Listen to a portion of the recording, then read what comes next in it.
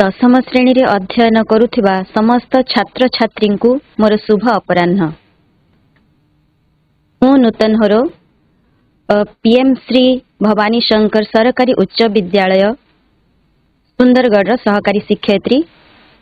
आज आमे दशम श्रेणी रो साहित्य बही थिबा कविता चिलिका रे सायंतन दृश्य ताहा आमे पढ़िबा आलोचना करिबा। तो वर्तमान आसंतु समस्ते मिसी आमे एही कविता को आलोचना करी ता विषय रे आहुरी अधिक जानिबा। तो अवसाद नाही नुआ दिसु थाई ए धाड़ीटी आमर चिलिका काव्यरु आसीछि। एही दुई धाड़ी आमे जितले देखुचे चिलिका काव्यर ए दुई धाड़ी आमको मने पके दउची कवि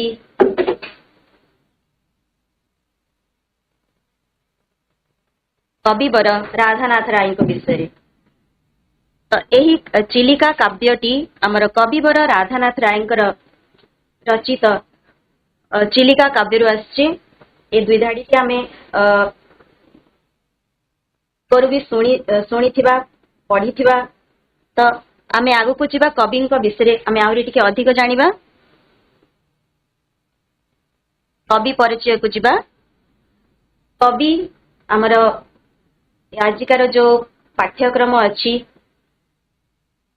तार सायंतन दृश्य तार रचयिता होचंती कवि होचंती कविवर राधानाथ राय। आ तांकर जन्म हेची 1848 मसीह रे और मृत्यु हेची 1908 मसीहा। तांकर जन्म स्थान बालेश्वर जिला। कविवर राधानाथ राय बालेश्वर जिल्लार सोर निकटवर्ती केदारपुर ग्राम रे जन्म ग्रहण करथिले एवं तांकर पिता होचंती सुंदर नारायण राय और माता होचंती तारिणी देवी। कवि हेबा सहित जणे उच्च कोटिर शिक्षक मध्य थिले। तांकर शिक्षकता जीवन रे से अनेक अवदान देइचंती। तांकर एही अवदान बलरे से 19 शताब्दी रे शिक्षकरू बंग बिहार ओडिशार विद्यालय समूह विभाग रे इंस्पेक्टर होई पारिथिले। तांकर विभिन्न साहित्य कृति आमे जेमति देखि परिबा केदार गौरी, नंदिकेश्वरी, चंद्रभागा, उषा पार्वती, चिलिका महाजात्रा, उर्वशी ए गुड़िक होछि तांकर काव्य। एवं आहुरी तांकर कृति साहित्य कृति मध्यरु मेघदूत एवं तुलसी स्तबक यह अन्यतम। आमे संस्कृत भाषा रे आम साहित्य बही रे गोटे गीत अछि भारत गीतिका सर्वे सांगनो जननी भारत धरणी कल्पल तेयम। ए जो भारत गीतिका एही गीतिका को कविवर राधानाथ राय संस्कृत भाषा रे रचना करचंती। आउ तांकर साहित्य कृति मध्यरे जो चिलिका काव्यटी अछि सेही चिलिका काव्यरु ही आजिकार आमर पाठ्यक्रम जो अछि चिलिका रे सायंतन दृश्य अंशटी आसी अछि। चिलिका काव्यटी होछि एक खंड काव्य। आजिकार जो पद्य कविताटी आमर चिलिका खंड काव्यरु आनीत। तत्सहित आमे कविवर राधानाथ राय विषय आहरी अधिक जानिबा। राधानाथ राय मधुसूदन दासंकर सहकर्मी मध्य थिले। तांकर संस्पर्श रे घनिष्ठ संस्पर्श रे से आसीथिले। तत्सहित से भक्त कवि मधुसूदन रावकर छात्र मध्य थिले। वर्तमान जीवा कवितार पृष्ठभूमि तार सारमर्म। काव्यर 583 धाड़ी ठारू 636 धाड़ी पर्यंत जो व्याप्त उद्धृतांशटी आम जो कवितारे स्थान पाइछि ताहा होछि चिलिका रे सायंतन दृश्य कविता। आ एथिरे कविवर राधानाथ राय प्रकृति को एक नायिका रूप रे ग्रहण करी चिलिका खंड काव्यटी को रचना करिसंती।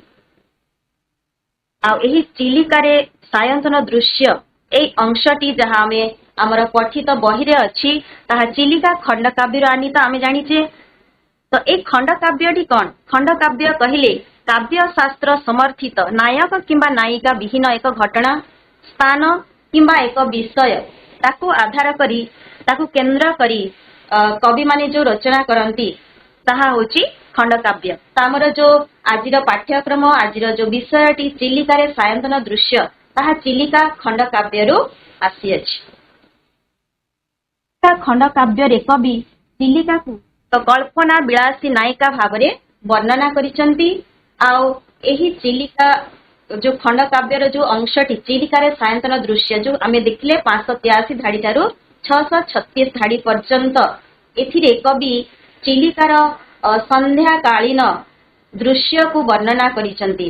से संध्याकालीन संध्या समयर मनोरम दृश्य को से वर्णना करिसंती। होची आमर कवितार प्रथम पद आमे देखिबा। आमर अनेक दर्शनीय स्थान मध्यरे ओडिसार ए होची चिलिका जहा एक निर्दिष्ट स्थान पाइछि आम ओडिसा रे। आ ताकू लक्ष्य करी अनेक कवि माने लेखक माने तांकर लेखनी चालना करिसंती। आ कविवर राधानाथ राय से मध्य एही चिलिका को उपभोग करिसंती ता कूलरे बसचंती एवं एही कविताटी से रचना करिसंती। तो प्रथमे आमे देखिबा ताची मूल एबे मीनजीवी नाबे छायाकारी चित्र दिसे छाबे छाबे मत्स्य धरी सेहु समुद्र मुहाणे गृह कथा भाबी एक ध्याने भालेरी शिखरे संध्या तारा देखी आसंती पटिका मोहल्ला से देखी। आमे देखुचे विभिन्न शब्द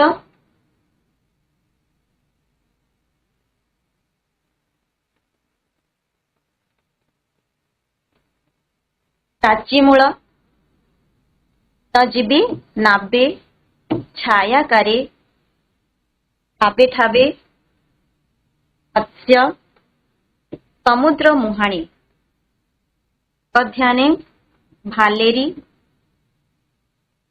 संध्या तारा पटिका मोहल्ला से। तो जानिबा तार अर्थ। प्राची कहले पूर्व दिग, प्राची कहले पूर्व दिग, छायाकारी अर्थात छाई आकार रे बा अस्पष्ट रूप रे देखा जिबा। ठाबे ठाबे कहले स्थाने स्थाने स्थाने। मीनजीवी मीनजीवी अर्थात केउट। नाबे नाबे कहले नौकारे। समुद्र मुहाण समुद्रर मुहाण आमे कहा कहवा? मुहाण कहले नई आमर नई जेउठारे समुद्र रे पड़ी थाए से स्थल को मुहाण बोली कहा जाय। संध्या तारा कहले शुक्र ग्रह। पटिका पटिका कहले पाल जहाँ आमर डंगारे पाल टणा हेई थाए ताहाको आमे पटिका बोली बा पाल बोली कहूचे। मोहल्लासे ताकू जदि आमे संधि विच्छेद करिबा महा उल्लासे अर्थात खूब आनंदरे।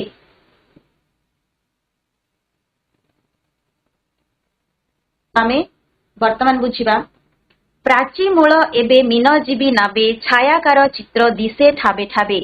एठारे कवि कविवर राधानाथ राय वर्णना करुचंती जे पूर्व दिगरे मत्स्यजीवी माने निज नौकारे दृश्यमान होचंती। से माने तांकर माने छाया आकार रे दृश्यमान होचंती। पूर्व दिगरे से माने मत्स्य धरिबा सहित जेतेबेले से माने निज निज नौकारे अछंती से माने अस्पष्ट बा छाया सदृश देखा जाउचंती। कारण वर्तमान संध्या आसन्न प्राय एही समय रे से माने छाया सदृश स्थाने स्थाने दृश्यमान होचंती। आ से माने अति आनंद रे समुद्र मुहाण रे माछ धरुचंती। माने समुद्र मुहाण रे माछ धरुचंती। ता सहित तांकर चिंता पई से माने जो माछ धरुचंती तत् सहित से माने तांको गृह कथा मध्य चिंता करुचंती। निज गृह कथा भाबी एक ध्याने से माने एक ध्यान रे निज गृह कथा चिंता करिचंती। एवं से माने ଭାଲେରୀ ଶିଖରେ ସନ୍ଧ୍ୟା ତାରା ଦେଖି ଆସନ୍ତି ପଟିକା ମୋହଲ୍ଲା ସେ ଟେକି। ଭାଲେରୀ ଭାଲେରୀ କହିଲେ ଭାଲେରୀ ହଉଛି ପର୍ବତର ନାମ, ଗୋଟେ ପାହାଡର ନାମ ଭାଲେରୀ ପାହାଡ। ଭାଲେରୀ ଶିଖରରେ ସନ୍ଧ୍ୟା ତାରା ଦେଖି ଆସନ୍ତି ପଟିକା ମୋହଲ୍ଲା ସେ ଟେକି। ତ ଏଇ ଭାଲେରୀ ଶିଖରରେ, ଭାଲେରୀ ପାହାଡର ଉପରେ ତା ଶିଖରରେ ସେମାନେ ସନ୍ଧ୍ୟା ତାରା ବା ଶୁକ୍ର ଗ୍ରହକୁ ଦେଖିକି ସେମାନେ ଅନୁମାନ କରିଛନ୍ତି ଯେ ବର୍ତ୍ତମାନ ସନ୍ଧ୍ୟା ହେଇଗଲାଣି ଏବଂ ସେମାନେ ମହା ଉଲ୍ଲାସରେ ନିଜ ନିଜ ଡଙ୍ଗାର ପଟିକା ବା ପାଲକୁ ସେମାନେ ଟେକି ଧରିଛନ୍ତି, ରଖି ମହା ଉଲ୍ଲାସରେ ସେମାନେ ଘରକୁ ପ୍ରତ୍ୟାବର୍ତ୍ତନ କରୁଛନ୍ତି। ବର୍ତ୍ତମାନ ସନ୍ଧ୍ୟା ହେଇ ଆସିଲାଣି, ତ ସେମାନେ ନିଜ ନିଜ କାମ ସାରି ବର୍ତ୍ତମାନ ଘରକୁ ଫେରୁଛନ୍ତି।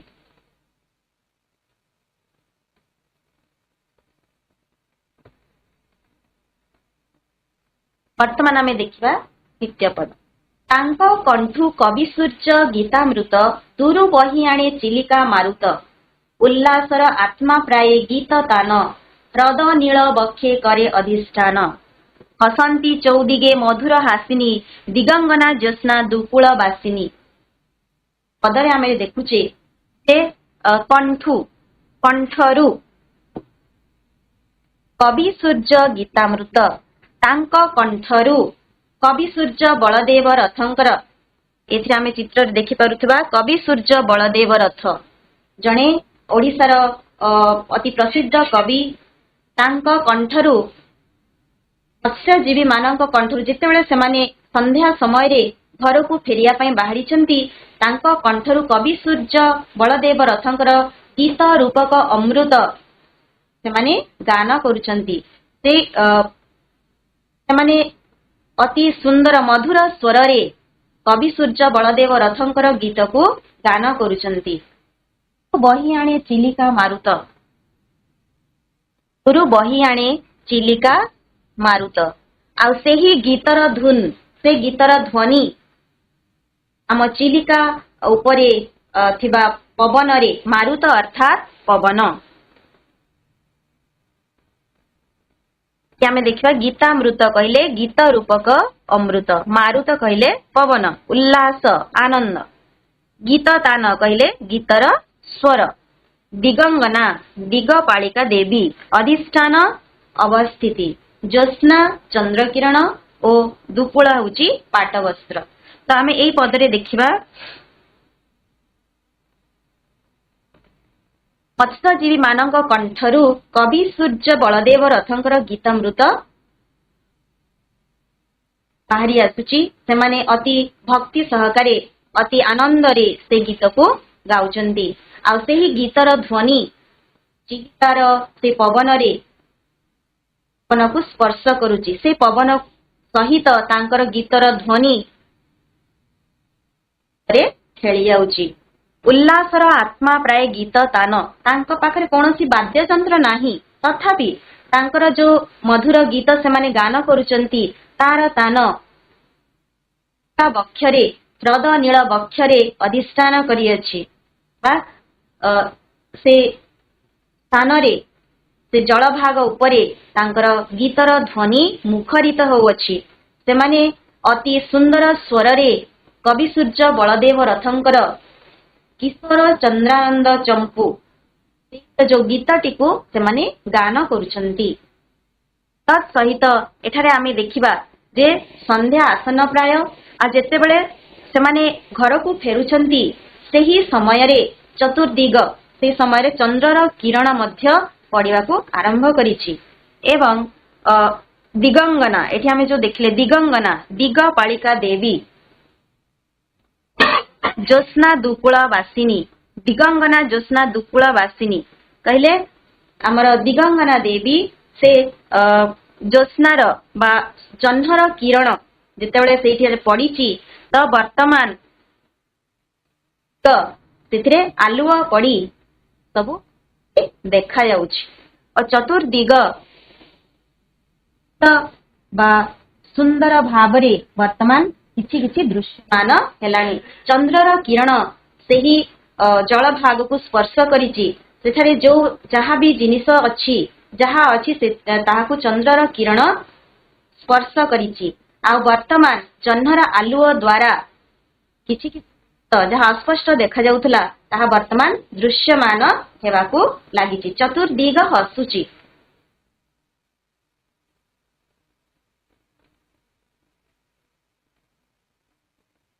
तो वर्तमान जो आमे देखिले कवि सूर्य बलदेव रथंकर किशोर चंद्रानंद चंपू। तो चंपूटा कौन?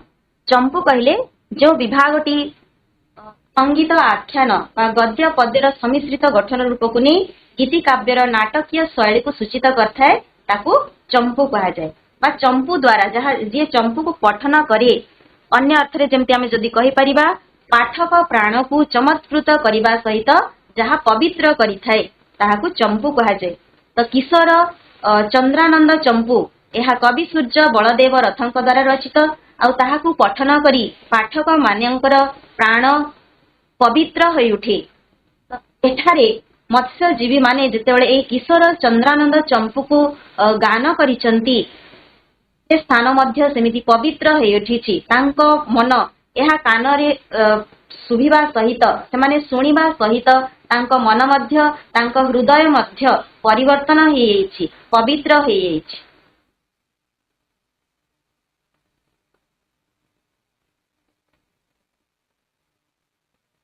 सेमाने मत्स्यजीवी माने कवि सूर्य बलदेव रथंकर किशोर चंद्रानंद चंपूर से गानटी को गाइचंती सेमाने जेतेबेले गान करूचंती तांको मध्यरे परिवर्तन आसीछि, तांको मन परिवर्तन हेछि, तांको हृदय सेमाने गोटे क्षण रे निजर जीविका निर्वाह करिया पे माछ धरुचंती अन्य क्षण रे जेतेबेले सेमाने फेरुचंती तांकर से मधुर गान तांको कान रे जेतेबेले सुनुचंती सेमाने एवं सेही गीत सेही ध्वनि तांको कान रे सुभिवा सहित तांको हृदय को पवित्र करि पारिछि।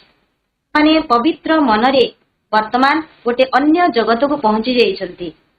से समय कवि पुणी वर्णना करुचंती जे अबांतर पुणी क्षणे करे जात गलानी तो गला कथारे संगात संगीत आवेशे नाना रूपे मन अतीन्द्रिय देशे करे विचरण चाली जाए शून्य शून्य क्यों स्थाने की लोड़ीबा आसे सेही ता न जाने। तो एई पंक्ति गुडी करे कवि सूर्य बलदेव रथ कहउचंती जेतेबेले कवि सूर्य बलदेव रथंक द्वारा रचित किशोर चंद्रानंद चंपूर गीतटी ए जो धाड़ीटी अछि गलानी तो गला कथारे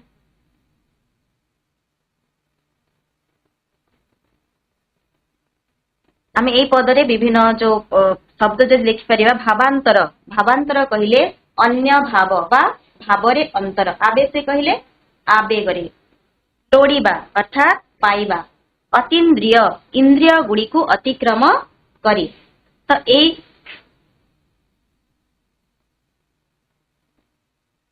आमर एही पदरे आमे देखि परिबा कवि ए शब्द को व्यवहार करिसंती भावांतर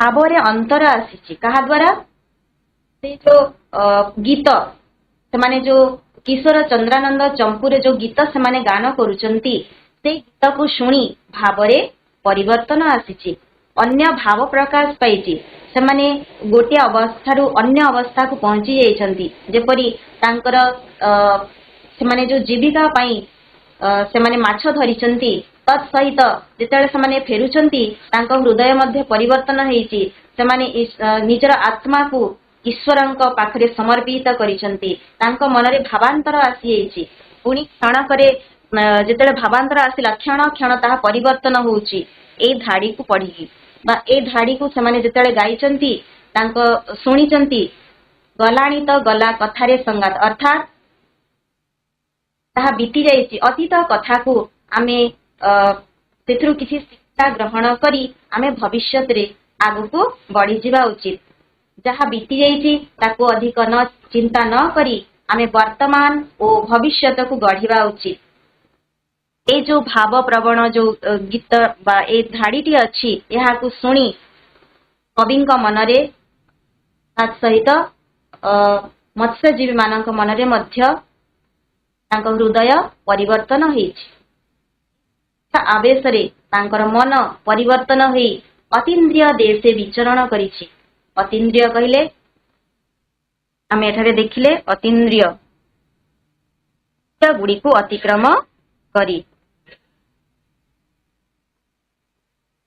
तो सेमाने अतीन्द्रिय देशे करे विचरण।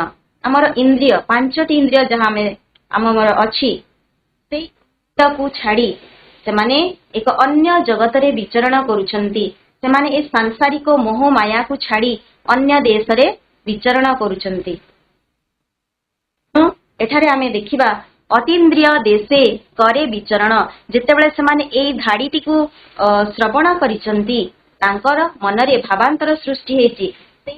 आवेगरे तांको मन परिवर्तन हेछि, तांको हृदय परिवर्तन हेछि एवं सेमाने ए सांसारिक ए मोह मायारु ए जगतरु सेमाने अन्य ऊर्ध्व को सेमाने प्रवेश करिसंती। तांको मन परिवर्तन हेछि। सेमानकर मनरे एक प्रकार गभीर भाव आत्मा और परमात्मार जो मिलन ताहा सेमाने अनुभव करि पारिछंती। सेमाने केउ देश रे अछंती, अन्य देश रे सेमाने अतीन्द्रिय देशे ए इंद्रिय ठारु ऊर्ध्वरे सेमाने विचरण करिछंती। इंद्रिय को भूली सेमाने अन्य देश रे विचरण करिछंती। माने जानि नहांती जे सेमाने केउ चाली जाए शून्य शून्य केउ स्थाने की लोड़ीबा आसे सेही ता न जाने। तो एठी तांको मन तांको हृदय केउ शून्य रे चली जाइछि सेमाने जानि नहांती। आउ से कोन पाइबा पई चाहूछि सेटा भी सेमाने जानि नहांती। अन्य देश रे सेमाने विचरण करूछंती। ए सांसारिक मोह मायारु दूर सेमाने तांकर भाव आवेग रे भाव विहोळ होईकी गोटे प्रकार कहिबा को बोले सेमाने ईश्वरन को पाइबा पई तांको मन आवेग रे पूर्ण होईछि, भाव विहोळ होई जाइछि ओ सेमाने एक अतीन्द्रिय देश रे अन्य देश रे सेमाने विचरण करिसंती।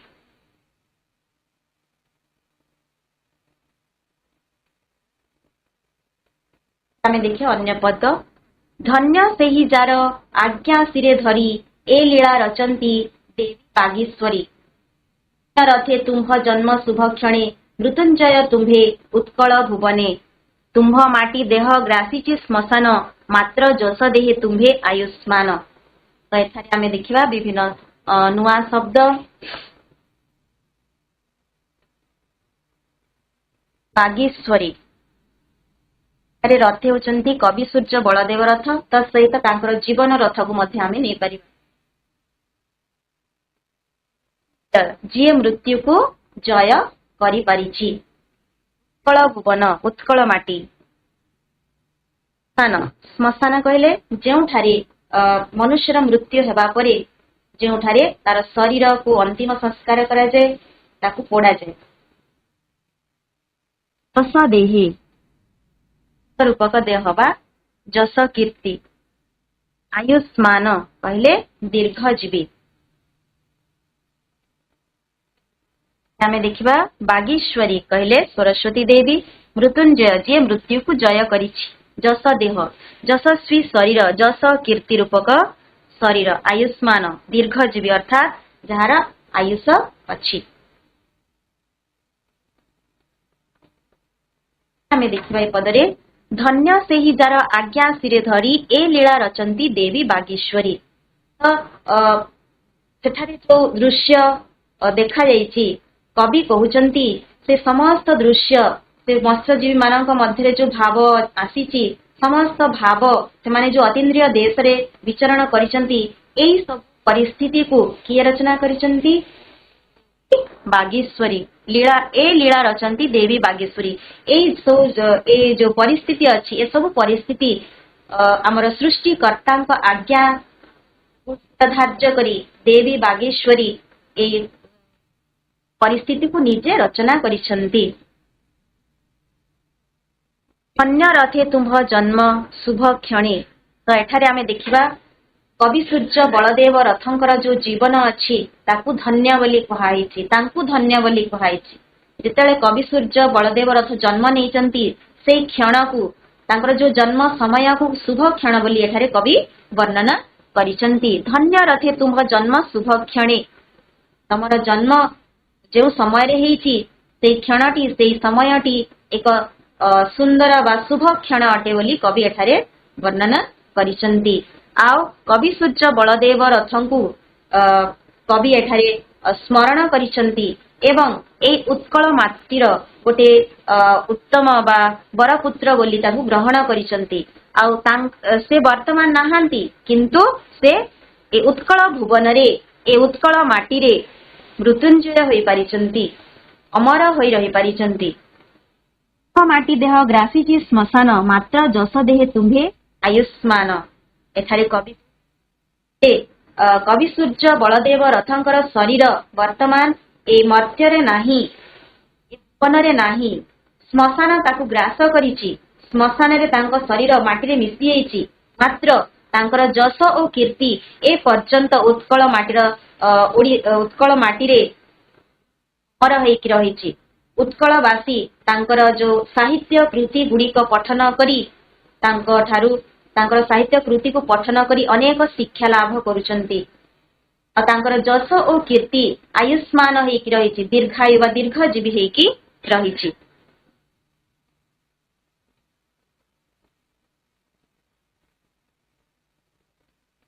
एठारे आमे देखिले किभଳି भाबरे कविवर राधानाथ राय वर्णना करिसंती चिलिकार संध्याकालीन दृश्य को। चिलिकार संध्याकालीन दृश्य सेठारे से देखिसंती मत्स्यजीवी माने समुद्र मुहाण रे माछ धरिसंती एवं जेतेबेले भालेरी शिखर रे भालेरी पहाड़र शिखर देश रे तारा दृश्यमान हेछि। से माने घर को फेरिबा पई आगे आछंती, आज्ञा पाइचंती। जेतेबेले से माने घर को फेरुचंती से माने एक ध्यान रे तांको गृह कथा मध्य चिंता करिसंती ओ फेरिबा समय रे से माने गीत गाइचंती।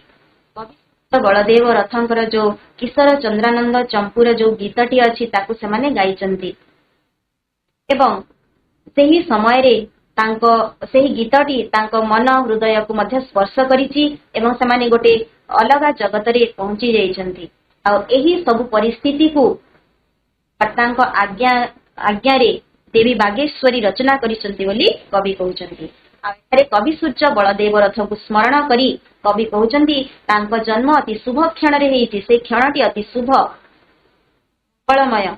आ सेही क्षण जो क्षण रे कवि सूर्य बलदेव रथ जन्म ग्रहण करिसंती से कहवा उद्देश्य होची जे कवि सूर्य बलदेव रथंकर साहित्य कृति तांको साहित्य कृति तांको शरीर ए मर्त्यरे नाही, उत्कल माटीरे नथिले मध्य तांकर जो जस कीर्ति ए पर्यंत उत्कलवासी मन हृदय रे छाप पकेछि।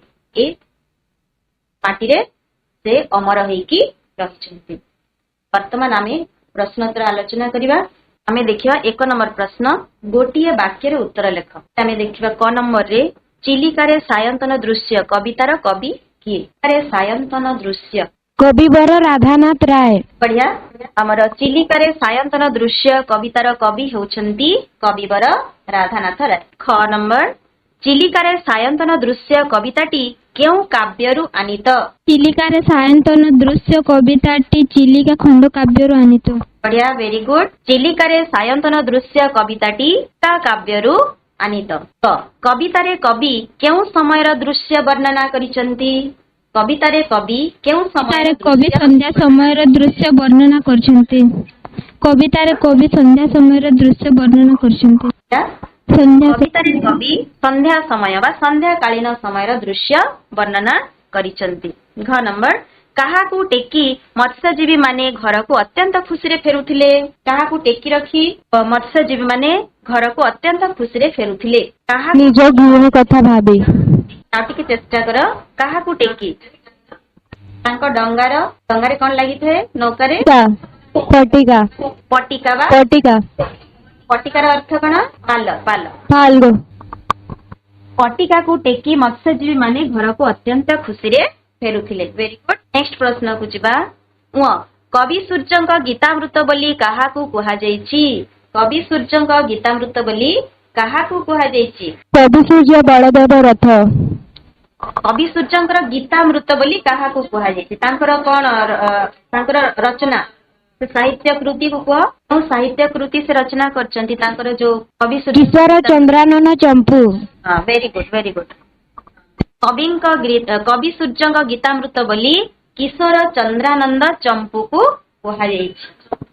पर प्रश्न भालेरी शिखर देश रे काहाकू देखी मीनजीवी माने प्रत्यावर्तन करुथिले तारा शिखर देश रे संध्या तारा को देखी वेरी गुड भालेरी शिखर देश रे संध्या तारा को देखी मीनजीवी माने प्रत्यावर्तन करुथिले परवर्ती प्रश्न फेरिबा समय रे मत्स्यजीवी माने केउ कथा एक ध्यान रे भाबुथिले घर कथा भाबी निज गृह कथा भाबी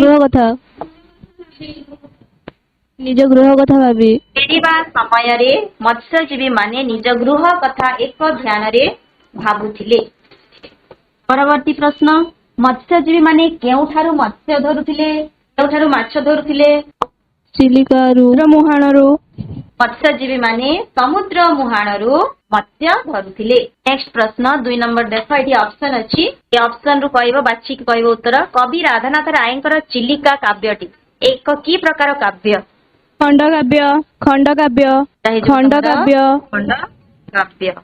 खंडकाव्य नंबर उक्त कवितारे वर्णित पहाड़टीर नाम कौन बरुणेई भालेरी कालीजाई चिलिका पहाड़टीर नाम कौन भालेरी वेरी गुड भालेरी पहाड़ मीनजीवी माने केउ अवस्था रे गृहाभिमुखी हेउथिले केउ अवस्था रे जेतले से माने घर को फेरुथिले समान ताकर अवस्था कोन महा उल्लासर सहित बहुत बढ़िया नेक्स्ट देख चौदिगे केउ माने हसुथिले दिगंगना मधुर भाषिणी बागेश्वरी मधुर दिगंगना केउ माने हसुथिले दिगंगना वेरी गुड कवि सूर्य बलदेव रथंक माटी देह को किए ग्रास करछि बोली कवि कहिसंती काल समय श्मशान वेरी गुड श्मशान प्राची आकाश तळे काहार छायाकार चित्र दृश्यमान होउथला प्राची कहिले मीनजीवी मानकर नौकार मीनजीवी मानकर नौकार प्राची आकाश तळे मीनजीवी मानकर नौकार छायाकार चित्र दृश्यमान होउथला अर्थ दुकुळ माने कोन पाटवस्त्र वा पाट लुगा दुकुळ प्राची अर्थ कोन पूर्व दिग प्राची ए पूर्व दिग वेरी गुड तंगना कहले कोन दिगपालिका देवी दिगंगना कहले दिगपालिका देवी पालिका वेरी गुड पाल पट्टिका कहले पाल आयुष्मान माने कोन दीर्घजीवी हाँ आयुष्मान कहले दीर्घजीवी नेक्स्ट प्रश्न देख प्रति शब्द लेख मीन आ गोटे अछि मीन कविता रे आ गोटे शब्द व्यवहार करा हिची तारे माछ पई मीन अछि मत्स्य वेरी गुड मीन ओ मत्स्य माछर नौका मीन मत्स्य डंगा कहले नौका हमर डंगा नाव भी कहा जाउची मारुत वायु पवन कहले वायु बा समीर सरस्वती तांका पई शब्दटे बागेश्वरी बा हमें बीणा पानी मध्य कहूची मां सरस्वती को बीणा पानी मध्य गृह आलय सदन घर कहले हमर आहुरी अनेक शब्द अछि गृह आलय सदन भी कहाउछि धन्यवाद बहुत बढ़िया समस्ते बहुत सुंदर भाव थैंक यू मैम पाठ को सुनिच आ समस्त प्रश्नर उत्तर बहुत सुंदर भाव रे देथिबारु समस्त को धन्यवाद गृह कार्यटी लिखिदब होमवर्क कविता आधार रे मीनजीवी मानकर भावावेग वर्णना कर 2 नंबर होची कविता अनुसार चिलिकार सायंकालीन दृश्य वर्णना कर ए दुईटी साहित्य खातारे लिखि तमर